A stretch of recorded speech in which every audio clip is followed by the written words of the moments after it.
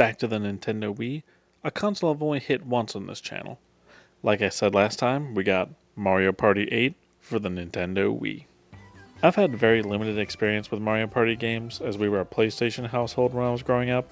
I mean, we had a Nintendo and we had a Super Nintendo, but pretty much from the N64 through the Wii U, we never had those consoles.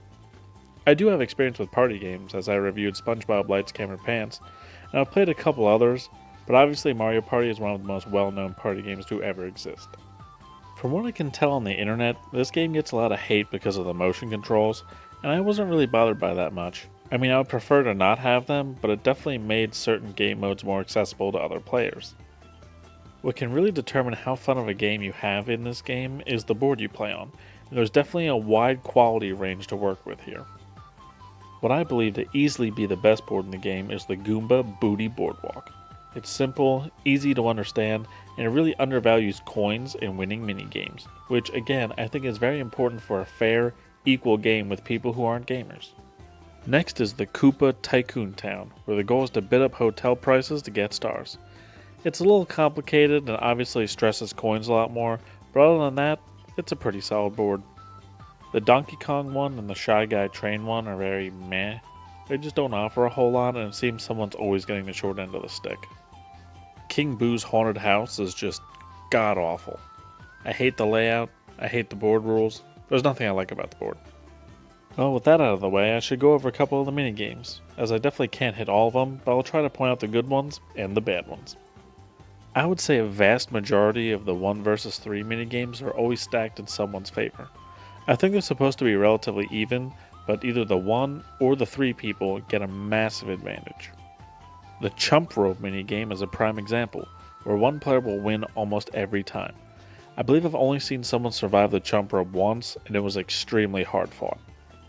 And then the opposite of Chump Rope, there's games like the Picture Tile Switching game, which is extremely difficult for the 3-person team to coordinate, although I was the first person to lose to the 3-person team in this game, so I guess it's not impossible either.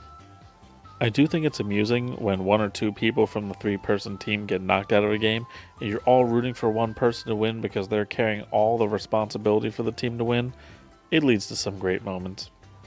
Most of the 2v2 minigames are nice and create an even match team, but there's 2 that stick out as being a little wonky. First is the air raft one where your team steers the raft through a course. I don't really know how 2 people steer it, that doesn't make logical sense. The other one is where both people have to row a boat, and it's okay when the Wiimotes work right, but sometimes they don't, and you end up just spinning in a circle or something like that. I'll get to the motion controls later. The 4-player minigames and the battle minigames are all pretty great too, although I have a bone to pick about the string cutting one.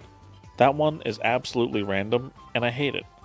It does make it fair for everyone playing, but it wouldn't infuriate me quite so much if not for the fact that battle minigames take people's coins and award them to the winner. So the motion controls. They can be very hit or miss, either in performance or how they're incorporated into the games. I certainly think they give accessibility to a wider range of players, but at the same time, most of the games would benefit from just having normal controls. Like Wii Sports and Wii Sports Resort are fun because of the motion controls. That's what makes the games fun. But these really could all just be normal controls, and some of them do have normal controls, but some don't have normal controls. Unfortunately, sometimes the motion controls do glitch out. Like the Flip the Chimp game is awfully difficult because it definitely seems like there's a delay between flipping the Wiimote and the chimp flipping. I've heard this Mario Party is one of the worst ones, and if that's so, that's really a testament to how great the other games are, as I haven't played any of the other ones. I think this one's a great game, and it gets multiple people playing. I don't think anyone gets discouraged, and it's always competitive. Just like last review, I don't really see any changes to the list. It's so similar to Wii Sports Resort, I really could put them tied if not for the difference in the motion controls.